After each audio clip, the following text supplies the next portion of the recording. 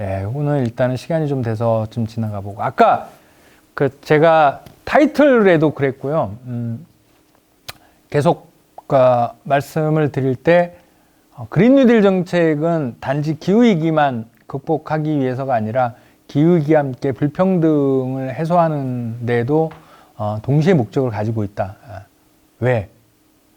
지금 우리가 직면한 가장 큰 어려움이 기후위기만 있는 건 아니죠. 기후위기가 굉장히 큰 위기입니다만 최근 10년 동안 우리 사회에서 그토록 많이 얘기되어 왔던 게 이제 불평등 아닙니까? 근데 이 불평등과 기후위기는 되게 얽혀 있습니다. 이게 다른 두 가지 주제가 아니라 매우 밀접한 주제인데 이것만 가지고도 이제 여러분들하고 한 2시간 동안 얘기를 해야 돼요. 근데 오늘은 여기서 제가 한 가지만 짚어드리면 저 그림은 지금 프레젠테이션에 나와 있는 그림은 얼마 안 됐습니다. 최근에 옥스팜에서 한 5년 만에 다시 저 그림을 업데이트해서 내놨는데요. 간단하게 말씀을 드리면 그런 거죠.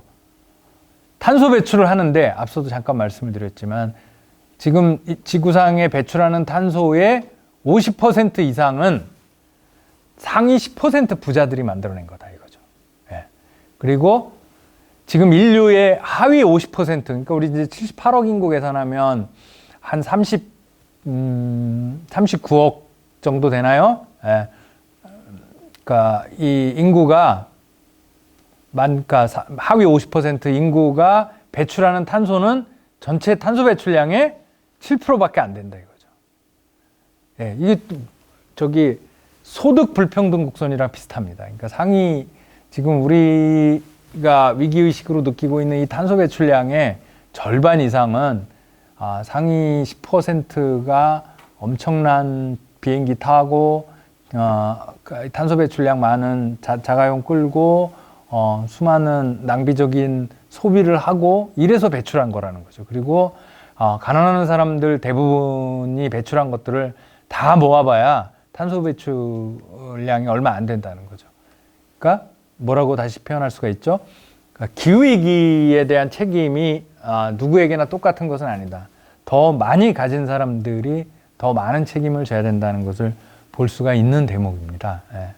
그러니까 당연히 저렇게 분포되어 있기 때문에 기후위기를 해결할 때에도 저 원칙에 입각해서 해결을 해야 되겠죠. 더 많이 가진 사람들이 기후위기 해결에 더 많은 기여를 해야 된다는 것을 알 수가 있습니다.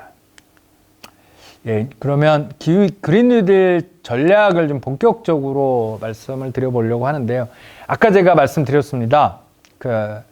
기후위기는 그냥 친환경 정책 아이템을 국가 정책에 전보다 더 많이 넣는 게 아니라고, 그리고 점진적인 해결을 하던 시절은 이제 끝났다고. 아까 제가 말씀드린 것처럼 한 해에 7%씩 탄소 배출량을 줄이려면 어마어마한 노력들을 해야 되는데요. 그린 뉴딜 정의한 것 중에 저 위에 거는 그 유명한 미국의 기후운동 단체인 선라이즈 운동이 정의한 겁니다. 그린 뉴딜은 2030년까지 10년 동안 100% 청정 그린 에너지를 달성하고 필요로 하는 모두에게 생활임금을 보장하고 노동자와 일선 공동체들에게 정의로운 전환을 해주기 위해서 미국 사회의 각계각층을 참여시키는 10년 프로젝트다. 이렇게 정의되어 있습니다. 예. 저게 왜 저렇게 되는지 뒤에 쭉 더 말씀을 드려볼 텐데요. 약간 정책 차원, 그러니까 정책이라는 입장에서 제가 그린 뉴딜 정책을 이미지로 만들어 본 건데요. 2020년 버전, 2008년 버전 말고 2020년 버전 그린 뉴딜을 세 가지 특징으로 요약하면 이럴 것 같아요. 하나는 1번, 제가 거듭 지금 반복적으로 말씀드렸던 지구온도를 1.5도 이내로 억제하기 위해서 2030년까지 탄소 배출을 절반으로 줄인다. 이게 목표 안에 들어와 있어야 되고요. 플러스로 2050년까지 탄소 배출 순제로를 달성한다고. 둘째로는 공공이 책임지고 준 전시 상태에 이제 준하는 이 자원 동원으로 10년 국가 프로젝트로 간다. 공공 프로젝트로 가야 된다는 거죠. 그것도 전시 상태에 준하는 공공 프로젝트로 간다. 왜냐하면 이렇게 짧은 시간에 이렇게 거대한 전환을 시장 메커니즘으로 달성할 수는 없습니다. 그거는 거의 불가능하고요. 세 번째는 화석연료 기반의 산업과 도시 생활을 탈탄소 경제, 탈탄소 사회로 대전환한다. 그러니까 탄소 배출을 가장 대규모적이고 빠르게 줄이는 거의 유일한 방법은 화석연료를 안 써버리는 겁니다. 이걸 뭐 발전을 할 때든 자동차를 끌 때든 집에서 냉난방을 할 때든 화석연료를 안 태우는 방향으로 우리의 삶을 바꾸는 것, 이게 이제 핵심이다. 이제 이렇게 말씀을 드릴 수가 있겠고요. 그렇게 볼 때 그린 뉴딜 정책은 제가 이제 우리 이제 지속가능 발전 협의회 이 자리에서 말씀을 드리는 거니까 환경 정책이긴 한데 환경 정책만은 아니다, 이렇게 말씀드리고 싶어요. 그러니까 이거는 경제 정의와 환경 정의를 동시에 추구하는 정책으로 봐야 된다. 그냥 환경 정책이니까 환경부에서 하는 게 그린 뉴딜이 아니다, 이거죠. 국가에서 해야 되는 거고, 정확히 말하면 청와대에서 해야 되는 거죠. 그래서 이제부터 그린 뉴딜 정책 안에는 그래서 환경 정책만 들어가 있는 게 아니라 산업 정책, 도시 정책, 경제 정책이 들어가 있습니다. 그래서 우리 지속가능 발전 협의회 많은 관계자분들도 앞으로는 그린 뉴딜을 좀 접근하기 위해서 경제나 산업에 대해서도 조금 들여다보셔야 되고, 그거보다 더 저는 이제 경제나 산업을 하시는 분들이 환경을 이제 이렇게 약간 액세서리처럼 취급하는 건 이제 그만해야 된다. 특히 이제 우리 대한민국의 기획재정부는 환경 문제를 국가정책, 오히려 어떤 대목에서는 경제정책의 상위에 올려놔야 될지도 모르겠다. 그걸 고려하지 않고서 환경정책, 이 기후정책을 고려하지 않고 짠 경제정책은 제가 볼 때는 무효입니다. 예. 그렇게 보셔야 된다는 거고요. 그래서 큰 덩어리로 보면 이제 발전, 전기, 그러니까 발전 부분이 있고요. 그 다음에 이동, 교통, 운송수단에 관한 테마가 있고요. 그 다음에 도시, 특히 건물, 빌딩에 관한 테마가 있고, 산업에 관한 테마. 이제 이런 덩치들이 저 어마어마한 탄소 배출을 줄이기 위해서는 다 정면으로 건드려야만 하는 주제들입니다. 하나씩 간단간단하게 말씀드리겠습니다. 말씀드렸다시피 탄소 배출의 크게 잡으면 약 80%는 화석연료 때문에 온다고 할 수 있습니다. 화석연료 때문에 온다고 할 수 있고, 그 화석연료의 상당 부분은 전기를 생산하는 데 쓰고 있습니다. 그러니까 에너지로 쓰고 있는 거죠. 전기 에너지로. 그래서 대부분의 그린 뉴딜, 해외의 그린 뉴딜 정책 패키지들을 다 살펴보면 맨 앞자리 어딘가에 뭐라고 적혀 있냐면 10년 안에 2030년까지 적어도 전기는 태양광 풍력 재생에너지로 100% 만들어야 된다. 이제 이렇게, 그러니까 재생에너지로 전기 생산을 100% 달성한다. 이제 전부 이렇게 되어 있습니다. 심지어는 보수적이라 그러면 좀 어감이 이상합니다만, 미국 민주당 후보 중에는 어쩌면 제일 보수적일 수도 있는, 근데 그럼에도 지금 이제 대통령 후보가 최종적으로 됐죠. 조 바이든 후보의 공약에도 2030년은 아니지만 35년까지 전기 생산을 100% 재생에너지로 하겠다, 이렇게 얘기하고 있습니다. 세계 최대 에너지 전기 소비 국가인 미국도 그렇게 하고 있다고, 그러니까 되어 있죠. 되어 있고, 유럽의 많은 나라들은 2030년까지 전기를 100% 재생에너지로 하겠다, 뭐 이제 이런 이야기들을 하는 나라들이 많죠. 이게 제일 중요합니다. 한국은 어떨까요? 한국은 그나마 2017년 말에 에너지 3020 정책이 발표돼서 2030년까지 100%가 아니라 20%를 재생에너지로 대체하겠다, 이렇게 발표했습니다. 그리고 그러면 이게 올해 발표된 그린 뉴딜에는 바뀌었을까요?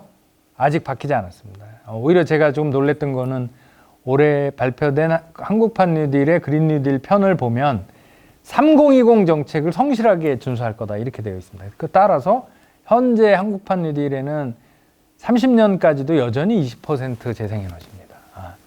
근데 저 오른쪽 그림을 보시면 아시겠지만은 글로벌하게는 수력이나 뭐 이런 것까지 포함해서 이미 26%, 우리가 30년에 달성하려고 하는 것보다 더 큰 비중이 재생에너지로 되어 있습니다. 그리고 2030년까지는 57% 평균 재생에너지가 될 것으로 예상하고 있는데 우리는 너무 많이 낮죠. 예. 그 정도를 가지고 지금 재생에너지 목표를 전혀 변경시키지 않고 우리가 30년까지 탄소 배출을 절반으로 줄인다? 제가 볼 때는 말이 되지 않습니다. 예.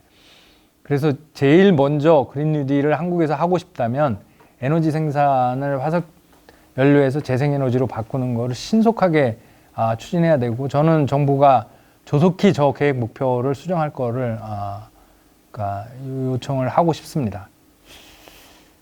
제가 관계자들하고 우리 이제 환경이나 에너지 쪽 관계자들하고 얘기해서 한국은 워낙 지금 아까 제가 태양하고 풍력은 3%도 안 되고 현재 재생에너지 비중은 불행하게도 5, 6% 이런 정도밖에 사실 수준이 안 됩니다. 우리는 너무 낮아서 2030년까지 진짜 노력하면 얼마나 하겠냐 그랬더니 50%까지도 쉽지는 않은데 40% 그러니까 현재 정부 목표의 2배는 해야 되지 않겠냐 이제 이런 정도 얘기들은 하고 있습니다. 저는 정부가 기존에 잡아놓은 목표의 2배치 정도로 수준을 높여야만 한다. 이제 아마 많은 기후 활동가들은 제가 그렇게 말하면 저한테 불만을 표시할지도 모르겠어요. 그것도 너무 작다. 근데 워낙 우리가 이 수준이 낮아서 적어도 그 정도는 해야 되지 않겠나 싶고요.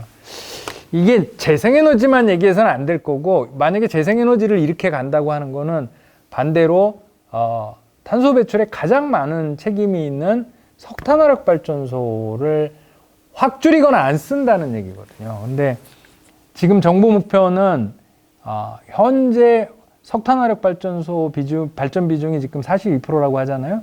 이게 2030년에도 36%로 여전히 건재합니다. 지금도 신규로 7개의 석탄화력 발전소를 지금 건설 중에 있고, 저는 다른 건 모르겠는데 석탄화력 발전소는 10년 안에 셧다운 시키는 게 맞다 이렇게 생각하고 있습니다. 예, 그럴 정도가 되지 그게 어쩌면 최소한일지도 모르겠다. 탄소 배출량을 획기적으로 줄이기 위해서. 그렇지 않고서 10년 뒤에도 석탄화력을 36%나 의지하고서 탄소 배출을 획기적으로 줄인다는 건 어떻게 봐도 말이 되지 않습니다. 자, 그런데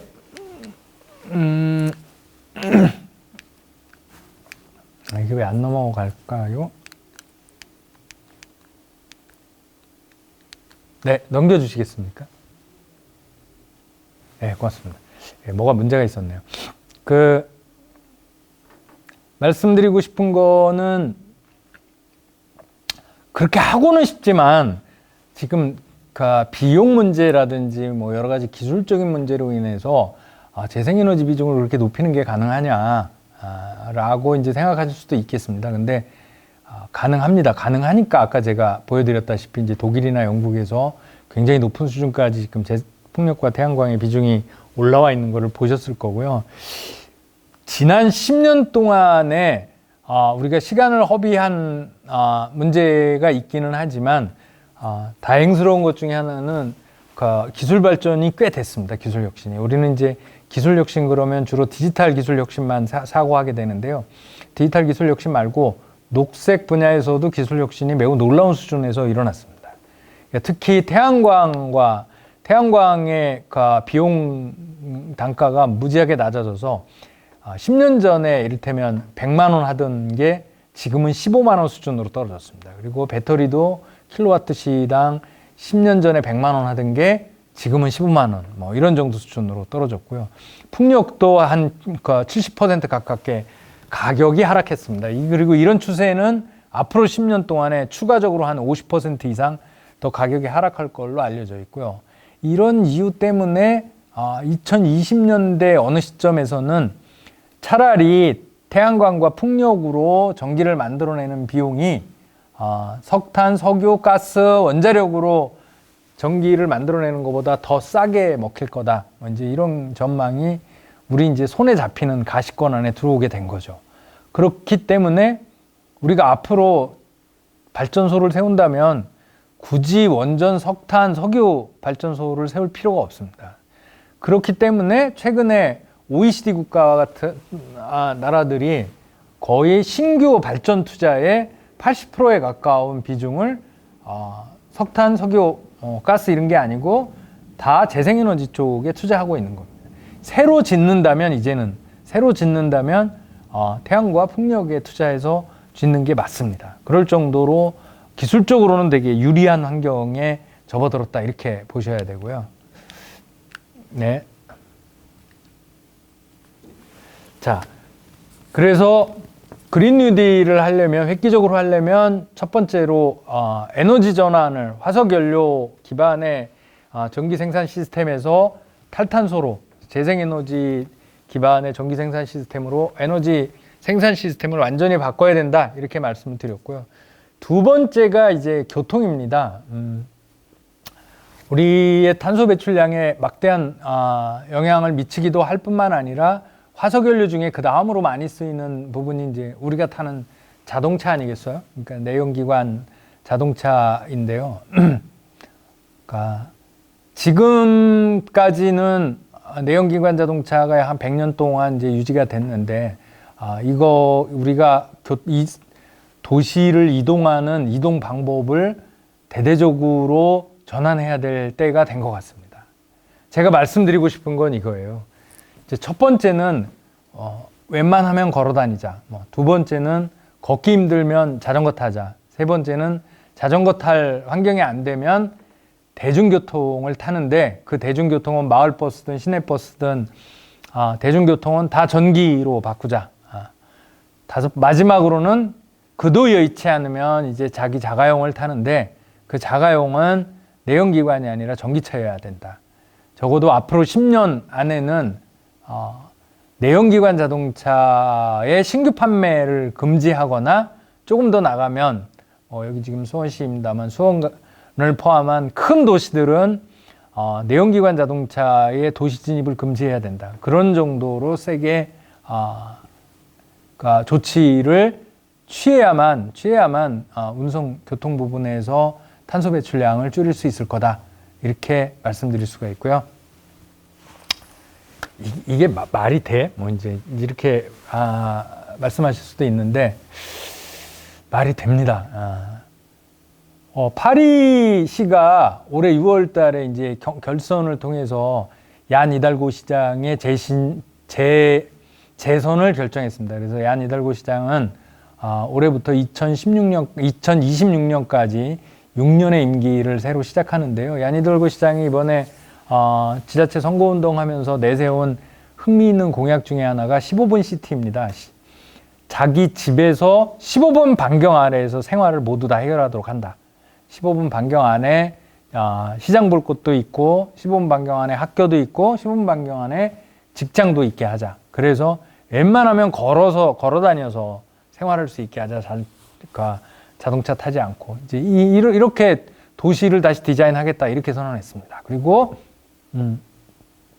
저 오른쪽 그림에 보시는 것처럼, 오른쪽 그림에 연두색 삼각형이 지금까지 한국을 포함한 이 현대 도시의 모습이죠. 그 도시 설계가 1차적으로는 자동차한테 최대한 배려를 해서 자동차 도로 위주, 자동차 주차장 위주로 이렇게 만들어져 있죠. 그 다음 배려는 대중교통, 그 다음 배려는 자전거 같은 거, 그리고 맨 마지막으로 배려를 제일 안 해주는 게 보행자, 이렇게 되어 있습니다. 도시 설계가 전부 그렇게 되어 있는 거죠. 근데 얀 이달고 시장은 그걸 오른쪽 하늘색처럼 만들겠다, 이렇게 선언하고 나왔습니다. 자동차가 제일 불리하게 되어 있고 걷는 사람들이 제일 유리하게 되어 있도록 도시 설계를 다시 하겠다, 이렇게 선언한 건데요. 그 사례 중에 하나가 파리의 그 공공주차장이 약 8만 5천 개가 된다고 하는데, 그 중에 6만 5천 개를 없애버리겠다고 얘기했습니다. 어떻게 됐을까요? 물론 조용하지는 않았습니다. 저기 우버 운전사나 택시 운전사들이 시청 앞에 나와서 항의, 이 시위하고 이런 일들이 일어나긴 했는데요. 추진할 것 같습니다. 자, 우리하고 비교해 볼까요? 우리는 최근까지 이 마을이나 지역에서 주민총회하고 공론장 만들면요, 거의 대한민국의 웬만한 농촌 빼놓고 도시에서 공통적으로 나오는 의제가 두 가지가 있는데요. 하나가 쓰레기, 하나가 주차장 문제였습니다. 이 주차장 문제하고 쓰레기 문제 항상 나오는데 웬만큼 혁신적인 사람들도 주차장 없애자 감히 이런 얘기는 못하고 주차장 공유 시스템을 만들자, 뭐 IoT 붙여가지고 빈 주차장 찾기, 뭐 이제 이런 아이디어 공모를 지자체들이 할 정도였거든요. 근데 저기는 이제 완전히 상황을 반전시킨 거죠. 아예 주차장을 그냥 없애서 거기를 청년들을 위한 공간이나 다른 공간으로 만들어 버리자. 왜? 제가 몇 년 전에 금천구의 어느 이 공간을 찾아가 봤어요. 그랬더니 이제 거기 이 관청에서 나오신 공무원분이 주차 빌딩 하나를 소개시켜 주더라고요. 그거 워낙 옛날 구도심이라서 차들을 그 좁은 도로에 이제 빽빽하게 세워놨는데 민원이 너무 많이 많다 보니까 구청에서 낡은 빌라를 하나 사가지고 그걸 부시고 거기에 5층짜리 주차 타워를 하나 세웠어요. 그 주차 타워가 비용이 얼마나 들었는지 아십니까? 약 50억이 들었다고요. 거기 몇 대를 주차할 수 있는지 아십니까? 50대. 그러면 여러분들 서울이라서 그럴지도 모르지만 서울에서 주차장 한 대, 주차 공간 하나 만드는 게 1억씩 든다는 거예요. 실제로도 그렇답니다. 딴 데도 그렇고. 예, 우리 이제 요즘 청년들이 방학한 마련하기 어려워가지고 고시원을 전전긍긍하는데 우리는 서울 시내 금싸라기 같은 땅에 곳곳에다 주차장들을 만들고 그 차들 빈 차를 대기시켜 놓는 거죠. 예. 근데 파리시장은 뭐라고 선언을 하냐면 심지어 파리시를 앞으로 자동차 가지고 다니기 가장 불편한 도시를 만들겠다. 이렇게 선언을 대놓고 우리도 이제 이렇게 방향 전환을 해야 되는 게 아닌가. 이제 이게 먼 미래 얘기가 아니라 우리가 10년 안에 뭔가 탄소 배출을 절반으로 줄이기 위해서 코로나19와 같은 고통을 겪으면서 이 탄소 배출을 줄이기 싫다면 그러면 자동차를 이렇게 획기적으로 줄이면서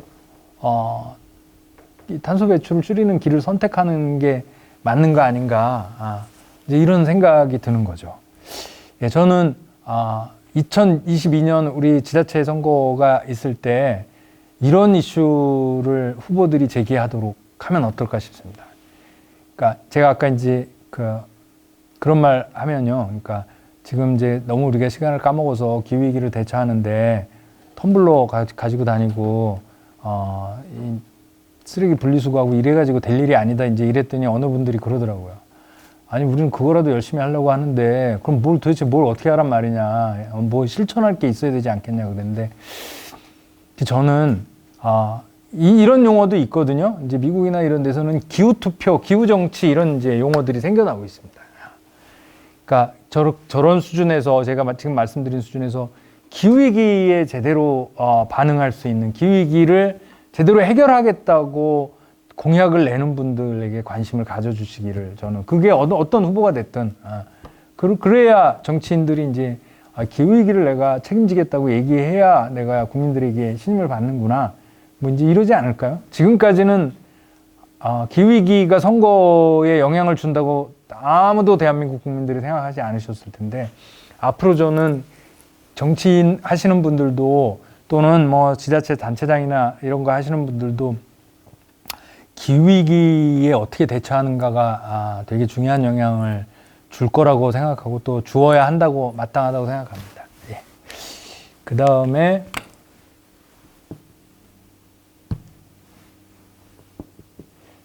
이제 두 번째가 교통, 우리 자동차 얘기를 제가 했습니다. 그리고 이제 세 번째 큰 덩치가 우리 집이죠. 예. 사실 적지 않은 탄소 배출, 우리가 전기를 쓰는 적지 않은 공간이 그게 공공건물이든 상업 빌딩이든 우리 집이든 이제 주택과 건물들 아니겠습니까? 그리고 냉난방을 위한 화석연료 사용도 만만치 않고 하기 때문에 이 주택과 집 빌딩들을 그래서 얼마나 에너지 효율화를 시키고 탄소 배출을 적게 하도록 만들까가 또 굉장히 중요한 문제 중에 하나라고 생각하고요.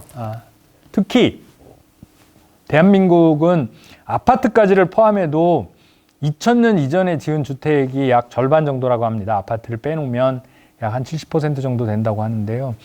2000년 이전에, 그러니까 20년 전이죠. 20년 전 이전에 지어진 주택들은 단열 기준이 너무 낮기 때문에 근본적으로 에너지 효율화의 대상이 된다고 합니다. 그러니까 그렇기 위해서는 우리가 사는 주택들을 에너지 효율화 수준을 대폭 높이는 작업, 집수리, 흔히들 이제 글로벌하게 그린 리모델링이라고 하는 대대적인 주택 이 리모델링 사업들이 진행이 돼야 되고요. 뭐 당연한 얘기지만 공공건물이나 빌딩 뭐 이런 데도 다 돼야 되는 거죠. 그래서 그린 리모델링이 굉장히 중요한데요. 저 기준으로 보면 대한민국 주택의 수백만 채는 향후 10년 안에 그린 리모델링을 통해서 에너지 효율화를 굉장히 높은 수준으로 올려야 된다는 것을 의미합니다.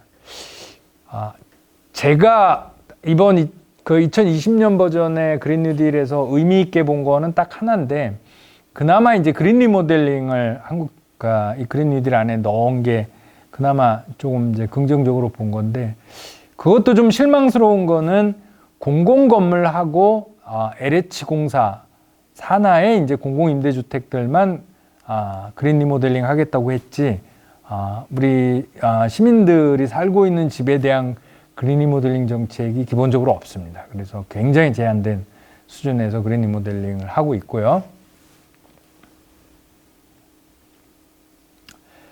자, 공공건물도 조금 전면적으로 에너지 효율화를 넘어서 태양광 발전까지 탑재해서 조금 발전도 하고 에너지 효율화도 하는 스마트한 그린 리모델링을 본격적으로 했으면 좋겠습니다. 맨 밑으로 내려가면 하다못해 주민센터부터 시작해서 각종 공공기관들의 공공건물들을 최대한 활용해서 그린 리모델링을 해야 된다고 생각을 하고 있고요. 그 다음에 이제 개인 주택들의 그 그린 리모델링을 해야 되는데, 그걸 국가가 전체적으로 지원을 좀 했으면 좋겠습니다. 그리고 근데 이제 여기서 한 가지만 더 말씀을 드리고 싶은 거는, 주택 그린 리모델링을 하는 건 좋은데 대한민국 국민들의 약 45%가 내 집이 아닌 데서 이제 전세나 월세를 살고 있잖아요. 그러니까 이제 세입자들 입장에서는 그린 리모델링을 하면 에너지 효율도 올라가고 해서 여러 가지로 그린 리모델링에 대한 필요성이 높은데, 집 주인이 안 해주면 어떻게 할 거냐, 이제 이런 딜레마가 있어서 엄청나게 많은 서민들의 살고 있는 주거 공간의 그린 리모델링이 되게 어렵습니다. 실제로 추진하려고 해도. 근데 이제 이 분야와 관련해서 이제 영국에서 시행하고 있는 아이디어들을 우리가 생각해 볼 수도 있는데, 영국에서 최근에 미니멈 에너지 이피션시 스탠다드, 그러니까 한국말로 하면 최소 에너지 효율 기준, 뭐 이런 걸 정하고 있습니다. 저 그림에 보시는 것처럼 주택들에 대해서 에너지 등급을 A부터 G 등급까지 쭉 점수를 매긴 다음에요. F 등급부터는 이 나와잖아요. F나 G 등급이 나오는 거는 세를 줄 수 없게 만들었습니다. 법적으로. 그러니까 F나 G 등급을 맞으면 세를 주고 싶으면 에너지 효율화를 집수리를 하고 창호 개선을 하고 이래서 에너지 효율 등급을 높여야만 임대를 할 수 있게 한 거죠. 그러니까 너무 에너지 효율이 낮은 집들은 법적으로 세를 줄 수 없다, 이제 이렇게 한 거니까 적어도 세입자 입장에서도 최소 에너지 기준에 들어오는 집들에 대해서 그러니까 세를 할 수 있도록 조치를 취한 거죠. 아마도 우리나라도 저런 유사한 조치들을 적극적으로 검토해야만 그린 리모델링이 전 사회적으로 될 수 있지 않을까, 이렇게 생각을 하고 있습니다. 자, 이렇게 해서 에너지, 교통, 그리고 주거 관련돼서 탄소 배출을 획기적으로 줄이기 위한 프로젝트들인데, 이게 다 간단한 프로젝트들이 아니고 굉장히 큰 프로젝트들이죠. 그리고 마지막 네 번째가 이제 산업 부분에, 기업들과 산업 부분에 에너지 효율화를 하고 가능하면 탈탄소 산업으로 시프팅하는 작업들이 굉장히 큰 또 이슈입니다. 이슈이고, 특히 한국은 탄소 배출이나 에너지 효율에 가장 이슈가 되는 세계 산업이 있는데, 그게 이제 철강, 자동차 이쪽 분야 하고요. 그 다음에 석유화학 이쪽 분야, 그리고 시멘트 이 세 개 분야가 제일 큰 이슈인데 불행하게도 한국의 주력 산업 부분이기도 합니다. 그래서 이 부분들의 에너지 효율하고 자원순환의 수준을 굉장히 높여야 되고 그 다음에 저탄소 산업 쪽으로 산업 부분들을 이동해야만 하는 과제들을 안고 있습니다. 네. 이제 거의 끝에 다다라 오는데요. 몇 가지만 우리 수원 지역 이제 시민분들이 아무래도 이해관계가 있을 것 같아서 말씀을 드리면 다 좋은데 몇 가지 문제가 있습니다. 우리나라가 아까 제가 태양광과 풍력이 3%도 안 된다 이렇게 말씀을 드렸는데 3%도 안 되는데도 불구하고 지금도 네이버 포탈에서 또는 다음 포탈에서 태양광 치면 태양광이 친환경 에너지니까 열심히 써라 이런 기사가 뜨는 게 아니고 야산 깎아서 태양광 만들어서 환경 파괴되고 있다 이런 기사가 대부분을 차지하는 걸 아마 당장 해보셔도 알 수가 있을 거예요. 근데 도대체 3%도 안 되는데도 이게 민원에 환경 파괴 논란에 이렇게 많은데 30%도 아니고 40%를 10년 안에 하자? 또는 멀지 않은 기간 안에 100%까지 올려야 된다? 지금의 10배, 20배를 태양광을 깐다고 하면 그게 말이 될까? 이렇게 이제 의심스러워 하시는 분들도 많을 거예요. 지금도 민원이 이렇게 많은데 지금의 10배, 20배를 태양과 풍력으로 가능한가? 이렇게 말씀들을 하실 수 있는데요. 가능합니다. 가능하고 또 그렇게 해야 되고 해야 되는데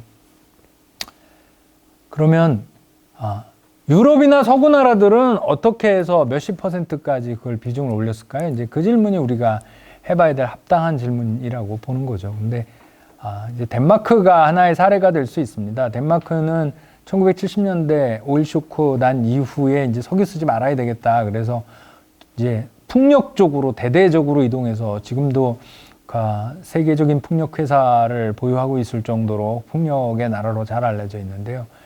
이 풍력을 수많이 그 좁은 땅에 설치하면서 어떻게 민원과 대처해 나갔냐면 한마디로 지역 주민들을 그 풍력 발전기하고 이해관계를 그냥 함께 하는 겁니다. 그러니까 풍력 터빈이 설치되는 지역에 지역 주민들이 그 풍력 터빈 설치에 관해서 미리 설치하기 전에 공론화를 시켜서 동의를 하게 하고 그 다음에 그 풍력 발전도 하나의 이제 생산 시설이잖아요. 그 발전에 지분 투자를 거의 절반 가깝게 지역 주민이 지분 투자를 할 수 있는 길을 열어두고 그래서 풍력 발전으로 전기가 생산되면 그 전기를 생산해서 판 수익의 상당 부분을 지역 주민들이 가져가게 그렇게 만들었다는 거죠. 그렇게 하게 되면 지역 주민이 풍력이나 태양광에서 나 몰라라 하거나 외면하거나 그러지 않을 거라는 거고요. 독일의 프라이암트라고 하는 지역도 보니까 거기 그 동네 한 4천 가구 주민들이 사는 동네에 풍력, 태양광 이런 재생에너지로 발전해가지고 주민들 다 쓰고 남아서 130%, 자립률 130% 정도 된다고 하는데 거기도 그 주민들이 환경에 대한 관심과 이해도 되게 높으셨지만 그걸로 인해서 수익이 생긴다고 하니까 굉장히 되게 적극적으로 참여한 것이거든요. 근데 우리나라는 대체로 태양광이나 풍력이 들어서는 지역들을 보면 그 지역의 토지 주인이 이제 별로 쓸모 없거나 이제 수익률이 낮은 토지를 활용해서 그 이제 업자들하고 상의해서 거기다가 어느 날 갑자기 태양광 팜을 만든다든지 풍력 터빈을 만든다든지 이제 이러니까 지역 주민들은 알지도 못한다가 갑자기 그런 것들이 들어서고 그러면 보기 안 좋다 이제 이런 느낌만 있는 거지 그게 우리 동네에 되게 유익하다 이제 이런 느낌들이 안 드는 거죠. 그런 식으로 지금까지 이제 주로 태양광이나 풍력 발전들을 전국에 설치를 해왔던 건데요. 그렇게 해가지고는 명확히 제가 볼 때는 한계가 있을 거라고 생각합니다. 그래서 지금부터라도 앞으로 30%, 40%, 100% 태양광 풍력 깔려면 전국 곳곳에 깔아야 됩니다. 그러니까 우리 눈에 밖에 나가셔서 고개를 돌리면 눈 시야에 태양광이나 풍력이 다 보여야 되는 수준까지 깔아야 되거든요. 그런 정도 하려면 지역 주민들하고 아주 밀접하게, 그게 지역 주민들의 자산이 되어야 된다는 건데요. 제가 볼 때는 그런 전략이 없으면 깔 수 없습니다. 그래서 이거는 특별히 그런 지역 공동체, 지역 사회하고의 굉장히 중요한 관계가 있다는 거고요. 요 연장선에서 보면 확실히 이 그린 뉴딜 정책은 90년 전에 미국에서 했던 루즈벨트식의 뉴딜과 다르게 중앙정부가 다 알아서 하는 정책일 수가 없습니다. 중앙정부하고 지방정부하고 그리고 지역 커뮤니티가 분업을 굉장히 잘해야 되는 게 그린 뉴딜이다. 이렇게 저는 생각하고 있고요. 예를 들어서 이거죠. 중앙정부는 특히 두 가지 일을 해줘야 됩니다. 하나는 재원을 만들어줘야 되겠죠. 이건 굉장히 빠른 속도로 전국적으로 추진해야 되는 거대한 전환 사업이고 인프라 투자 사업이기 때문에 중앙정부가 공공투자에 발벗고 나서야 됩니다. 이게 민간 투자, 우리는 지금 그린 펀드 만든다고 하면서 민간 투자 중심으로 가시고 있는데 중앙정부는 민간 투자는 수익성이 나지 않으면 잘 움직이지 않습니다. 근데 이 그린 뉴딜은 수익성을 먼저 보고 투자하는 게 아니라 우리의 미래의 환경이나 이런 걸 보고 공공적인 성격의 공공투자를 해야 되는 것이거든요. 그래서 공공투자에 책임을 져야 된다. 그린 중앙정부가 첫 번째로. 두 번째는 이게 돈만 있다고 되는 게 아니고요. 지금 기존의 제도는 거의 완벽하게 화석연료 기반으로 다 되어 있어서 이게 재생에너지로 깔려고 해도, 그리고 집수리를 하려고 해도, 그리고 도시의 공간 구조를 자동차 중심에서 보행자 중심으로 공간 구조를 바꾸려고 해도 다 걸립니다. 이게 이제 국토교통법에 걸리고, 지금 녹색 건축법에 걸리고, 그다음 도로교통법에 걸리고 다 걸리기 때문에 그린 뉴딜 친화적인 방식으로 제 법과 제도를 바꿔야 됩니다. 그걸 바꾸지 않으면 제대로 공격적으로 그린 뉴딜을 추진할 수 없고요. 현재 제가 중앙정부 그린 뉴딜이 매우 불충분하다. 이제 2020년제 버전으로 그린 뉴딜을 할 정도 수준이 아니다 이렇게 말씀드렸지만은 지금 중앙정부가 디지털 뉴딜과 함께 한국판 뉴딜을 제대로 수행하기 위해서 개정해야 될 법 리스트만 해도 약 40개 가깝게 된다고 들었거든요. 한 36개? 이제 이 정도 법 바꿀 생각하고 있다고 하는데, 그 얼마나 의미 있는 법이 바뀔지 모르겠으나, 상당히 많은 법제도가 개선되어야 하는 것만은 틀림없습니다. 어떤 분들은, 제도 개선을 해야 된다 그러니까 이제 다 규제 완화라고 생각하는데, 그렇지 않고요. 규제를 완화해야 될 게 있고 규제를 강화해야 될 게 있습니다. 예를 들면 앞으로 화석연료 사용에 대해서는 굉장히 세게 규제를 해야 되는 거죠. 그거는 규제를 풀어야 될 문제가 아니고요. 그런 게 있다고 이제 말씀드릴 수가 있고, 그 다음에 실행은 대체로 지방정부가 할 수밖에 없습니다. 예를 들어서 원자력 발전이나 석탄화력은 한 플랜트 한 기 건설하는데 500메가 1기가 이런 크잖아요. 그러니까 이거는 이제 워낙 규모도 크고 조 단위의 예산이 들어가니까 중앙정부가 입찰을 해서 큰 대기업들이 이제 수주를 해서 공사하고, 그래서 이제 수년간에 걸쳐서 공사가 끝나서 완공을 하게 되면 이제 송전탑 건설해가지고 서울이나 수도권이나 다른 대도시가 쓰면 그만이지. 그러니까 주민들은 그냥 사용하면 그만입니다. 근데 태양광이나 풍력은 그런 좀 규모 있는 태양광과 풍력도 이제 꽤 필요하지만 적지 않은 태양광과 풍력들이 우리가 사는 곳에서 그리 떨어지지 않은 곳에 중소규모로 수많이 개발이 되고 설치가 되고 운영되고 가동돼야 됩니다. 그러려면 그런 것들을 중앙정부가 다 일일이 할 수는 없는 거고, 지방정부가 이제 지역의 지리적, 입지적 상황에 맞게 공사하고 그래야 되고요. 교통은 더더구나 지자체가 해야 될 일들이 굉장히 많은 거죠. 도시계획들을 세우고. 그리고 그린 리모델링은 우리들 이제 오래된 주택들을 집수리하는 거기 때문에 대형 건설사나 이런 데서 할 수 있는 일이 아닙니다. 이거는 지역의 조그마한 기업들 또는 사회적 경제 주체들이 참여해가지고 그 단열이라든지 열 효율화 작업들 이런 것들을 해야 될 거기 때문에 지역 단위로 또는 심지어는 아주 기초 지자체 단위로 해야 될 일들이 꽤 많이 있어서 필요하다면 지방정부에 이런 걸 할 수 있는 권한도 이양해주고 기초나 광역에서 이와 관련된 부서도 새로 신설을 해야 되고 뭐 이래야 되지 않을까 싶다는 거죠. 그리고 세 번째로는 이걸 다 공무원이 하는 것이 아니라면 지역 주민의 참여와 이제 지역 주민의 공론장과 함께 지역에 이걸 할 수 있는 이제 경제 주체들을 지금은 그런 주체들이 많지 않기 때문에 없으면 만들어야 되는 거죠. 이제 앞으로 사회적 경제나 이런 협동조합이나 사회적 기업들도 지역에서 그린 뉴딜 쪽을 담당할 수 있는 지금은 매우 적습니다. 이런 주체들이. 이런 주체들이 이제 생겨나는 게 필요하고 바로 이런 과정에서 그린 뉴딜이 아마도 일자리를 만들어주게 될 겁니다. 그러니까 그린 뉴딜은 많은 전문가들은 기존의 화석연료 기반보다 재생에너지 기반이나 이쪽 분야가 화석연료 기반에 비해서 약 3배 정도의 많은 일자리가 필요하다. 이제 이런 얘기들을 하고 있기 때문에 그린 뉴딜이 일자리 만들어주는 거에 대한 기대가 상당히 있습니다. 실제로 그래서 뉴딜인 거죠. 이제 일자리도 만들고 기후위기도 해결하고 그러려면 지역과 이 커뮤니티나 지역사회에서 그런 경제 주체들이 만들어지고 일자리도 만들고 이제 이래야 되지 않을까 싶고요. 네, 이미 그래서 움직이고 있는 지자체들이 있습니다. 일부 있고요. 그 대표적인 지자체가 이제 기초지자체의 하나 이제 광명시가 광명형 그린 뉴딜이라는 이름으로 기초 차원의 그린 뉴딜 정책을 발표했고요. 그리고 마찬가지로 경기도의 화성시도 화성형 그린 뉴딜이라는 정책을 얼마 전에 발표했습니다.